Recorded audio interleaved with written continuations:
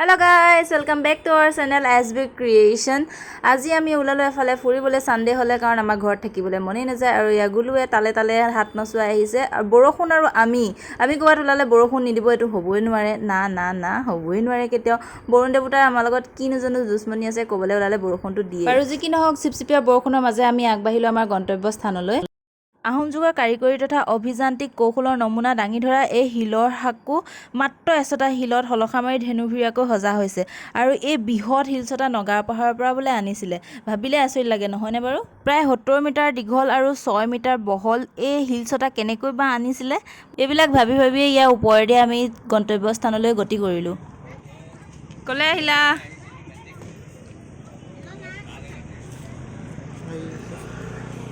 হাই গদিয়া baby অবাক লাগিছে তাই প্ৰায় 2 ঘণ্টামান বাট অতিক্ৰম কৰি আমি আহি পাই গলোহি আৰু আপোনালোকে চাগে গম পাইছে কলে আহিছো আৰু ইয়াতে অলপ আমি বজাৰ চজাৰ কৰি ললো হৰাই কাৰণে হয়তো আপোনালোকে অনুমান কৰিব পাৰিছে আমি কলে আহিছো শিৱসাগৰৰ নগৰৰ প্ৰসিদ্ধ শিৱ মন্দিৰ আৰু ভাৰতৰ আটাইতকৈ ওখ শিৱ মন্দিৰসমূহৰ ভিতৰত অন্যতম বৰৰজা অম্বিকা আহোম স্বৰ্গদেউ শিৱসিংহৰ ৰাণী এই দৌলটো নিৰ্মাণ কৰিছিল বুলি জনাজাত আৰু 104 ফুট ওখ প্ৰায় 32 মিটাৰ ওখ এই শিৱ মন্দিৰ ভাগ আৰু আঁতৰৰ পৰা সেই ওপৰত থকা কলচীটো জিলিকি থাকে আৰু সময়সমূহ এনেকুৱা ইয়াৰ খোলা আৰু কেতিয়া ইয়াত ভোগ দিয়া হয় এইবিলাক ইয়াত উল্লেখ আছে আপোনালোকে ভালদৰে ইয়াত চাই ল'ব পাৰিব গেটৰ ভিতৰ সোমাই দেখিলোঁ সোঁহাতে এজাক পাৰ চৰি আছে আৰু তাতে ঘেঁহু আৰু চাউল দি থোৱা আছে দানা হিচাপে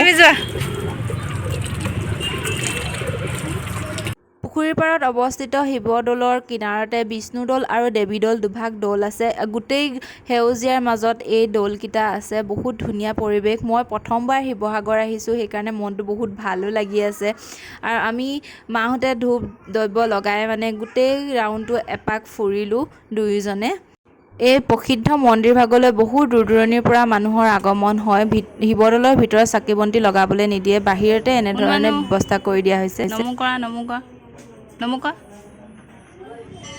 ঐ হেয়াত ফুলৰ পুলি থ'বলৈ দিছে ছোৱালী থ'বলৈ দিয়া নাই শুনিছা নাই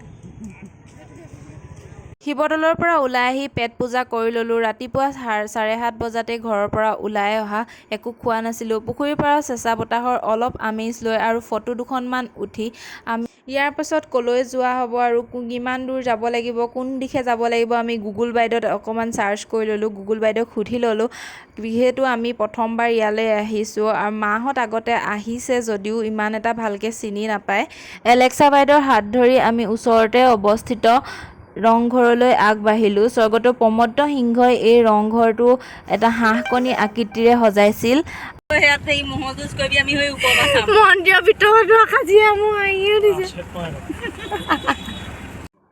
ইতিহাস মতে স্বৰ্গদেউ প্ৰমত্ত সিংহৰ দেউতাক পিতৃ ৰুদ্ৰসিংহই কাঠবাঁহেৰে চাংঘৰৰ আকৃতিত এটা ৰংঘৰ সজাইছিল আৰু এতিয়া যিটো বৰ্তমানৰ পকী ৰংঘৰটো আছে সেইটো নিৰ্মাণ কৰিছিল সেই একে ঠাইতে স্বৰ্গদেউ প্ৰমত্ত সিংহই আহোঁতে দিছিলে বৰষুণ আহি পাই যিহে গৰম ছোৱালীয়ে মূৰ খজুৱাই গৈছেগৈ আৰু এইফালেদি আমি সোমাই আহিলোঁ ৰংঘৰলৈ বুলি সোমাই ইয়াতে টিকেট কৰি লয় টিকেটৰ মূল্য হৈছে 25 টকা পাৰ পাৰ্চন এজনৰ 25 টকাকৈ টিকেট কৰি লৈ আমি আগবাঢ়িলোঁ ৰংঘৰৰ অভিমুখে ঐ ধৈৰ্য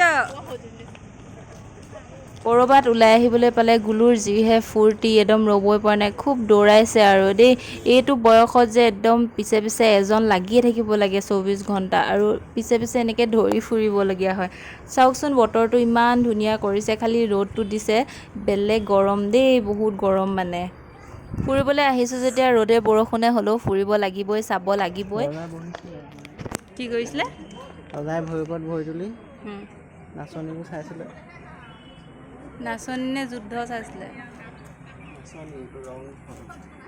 হে ৰংঘৰ যুদ্ধ চাব নেকি ৰংঘৰ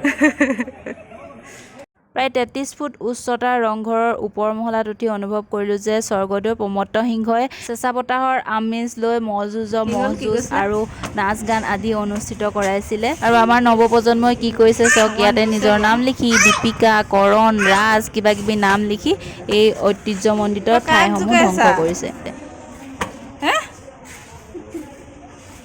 উল্লেখ্য যে ৰংঘৰেই হ'ল এছিয়া মহাদেশৰ ভিতৰতে প্ৰথমটো এম্ফি থিয়েটাৰ আৰু এতিয়াও এই ৰংঘৰৰ বাকৰিত বহাগ বিহুত বহুত নাচনী ঢুলীয়াই ইয়াতে আহি নৃত্য পৰিৱেশন কৰে।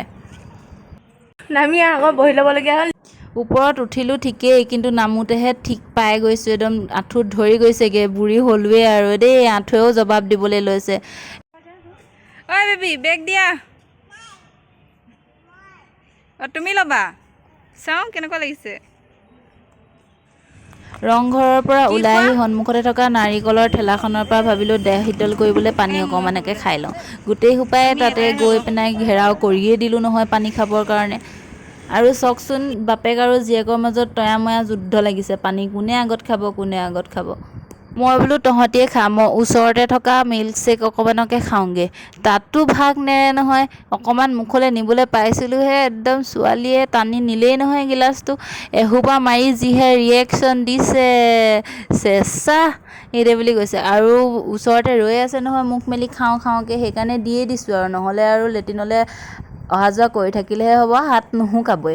মিল্ক শ্বেকৰ গ্লাছটো মোৰ নামতহে চেংচন হৈছিলে, পিছে বাপেক জীয়েক দুয়োটাই খাই শেষেই কৰিলে আৰু। খাই লৈ হাতে কি দেখাইছে দেখিছে নে? ৱাও! বোলো আহিছোঁ যেতিয়া শিৱসাগৰলৈ, ওচৰতে থকা সকলোবিলাক চাইহে যাম। সেইকাৰণে আমি আহিলোঁ শিৱসাগৰ চহৰৰ পৰা 6 কিলোমিটাৰ দূৰৈত জয়সাগৰত অৱস্থিত আহোম ৰাজত্বৰ ৰাজকাৰেং তলাতল ঘৰলৈ। ইয়াত সোমাবলৈ আকৌ টিকেট কৰিবলৈ অনলাইনত কিবা বহুত দীঘল এখন ফৰ্ম ফিল-আপ কৰিব লাগে। সেইবিলাকে কৰি থাকোঁতে ইহঁতকেইজনী দেখিছেনে হাঁহি দাঁত উলিয়াই একদম ক'বই নোৱাৰে। সোমাই আমি দেখিলোঁ ইয়াতে লিখা আছে কি কৰিব কি নকৰিব।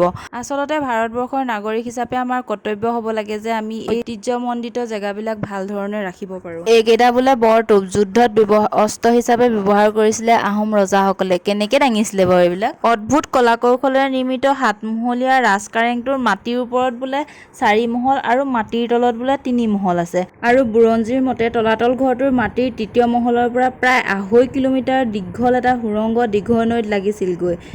ইংৰাজৰ দিনত সুৰংগটো পিছে বন্ধ কৰি দিয়া হ'ল। মানৰ আক্ৰমণ, ইংৰাজৰ শাসন আৰু কালৰ কৰাল গ্ৰাহত পৰি তলাতল ঘৰৰ ভগ্নাংশহে এতিয়া আমি দেখিবলৈ পোৱাটো। আহোম ৰজা স্বৰ্গতীয় ৰাজেশ্বৰ সিংহই এনেধৰণে কাৰেংটো নিৰ্মাণ কৰাইছিলে ধেনুভিৰীয়াকৈ, যাতে বাহিৰৰ পৰা ধৰিবই নোৱাৰে এনেধৰণৰ ইয়াৰ ভিতৰত কোঠা আছে বুলি। আৰু ইয়াৰ ভিতৰলৈ যিমানেই সোমাই যোৱা যায়, কোঠাৰ দুৱাৰমুখবোৰ চাপৰ আৰু ঠেক হৈ আহি যায়। এবাৰ গোটেই তলাতল ঘৰটোৰ ভিতৰত সোমাই চাবলৈহে মন আছিলে পাই, পিছে এতিয়া আকৌ বন্ধ কৰি দিলে নহয়, ভিতৰলৈ সোমাবলৈকে নিদিয়ে। কোনোবা বোলে ইয়াৰ ভিতৰত সোমাই আকৌ ওলাই নাহিলে, সেইকাৰণে এতিয়া চৰকাৰে বন্ধ কৰি দিলে ভিতৰত সোমোৱাটো। বাহিৰলৈ আহি দেখিলোঁ এই বাইদেউগৰাকীক, চাওকচোন বাৰু কি একদম শাৰী চাৰী পিন্ধি ওপৰত উঠি কি কৰি আছে। এয়াহে বাহিৰত ধুনীয়াকৈ পোষ্টাৰ লিখাই আছে কেনেধৰণে কি কৰিব লাগিব কি কৰিব নালাগে। আমি আমাৰ ঐতিহ্যমণ্ডিত ঠাইসমূহ জীয়াই ৰখাতকৈ ধ্বংস কৰিবলৈহে চাই আছোঁ। ফুৰিবলৈ আহিছোঁ ঠিকেই, ভালকৈ চাইছোঁ ঠিকেই, ওপৰত উঠি আকৌ এয়া কি আকৌ অতপালি। ভিতৰলৈ যদি ভাগি সোমাই পৰে ঠিকেই মছলা পাব। পিছে গোটেই তলাতল ঘৰটো পিটপিটাই 2-4খন ফটো উঠাৰ পিছত আমি আগবাঢ়িলোঁ ঘৰৰ ফালে। আৰু ৰাস্তাত দেখিলোঁ গোটেই দোকান পোহাৰ, আৰু দোকান পোহাৰ দেখি মইতো ৰ'বই নোৱাৰোঁ, গৈ পিনে 2 এপদ বস্তু লৈ ল'লোঁ হাউতকৈ। এতিয়া আগবাঢ়িলোঁ আমি ঘৰৰ ফালে, ভাবিলোঁ পেট পূজাটোও কৰি যোৱা যাওক, এতিয়া ঘৰত গৈনো আকৌ কোনে ভাত ৰান্ধিবগৈ। সেইবাবে আমি যোৰহাট আৰু শিৱসাগৰৰ সীমাতে থকা এখন ধাবাত সোমাই গ'লোঁ আৰু লগালগ ভাত অৰ্ডাৰ কৰি দিলোঁ, কাৰণ ভাতেই মেইন। ৰাতিপুৱাৰ পৰাতো পেটত এটাও ভাত পৰাই নাই। আৰু আপোনালোকে যদি ইমানখিনিলৈকে ভিডিঅ'টো চালে, তেতিয়াহ'লে আকৌ ছাবস্ক্ৰাইব কৰিবলৈ নাপাহৰিব, একেবাৰে বিনামূলীয়া। লাইকটো কৰি দিব, আৰু লগতে যদি ভিডিঅ'টো ভাল লাগিলে তেতিয়াহ'লে বন্ধুবৰ্গৰ লগত শ্বেয়াৰ কৰি দিব। আজিলৈ বাৰু ইমানতে সামৰিছোঁ, আকৌ লগ পাম চাগে, বাই।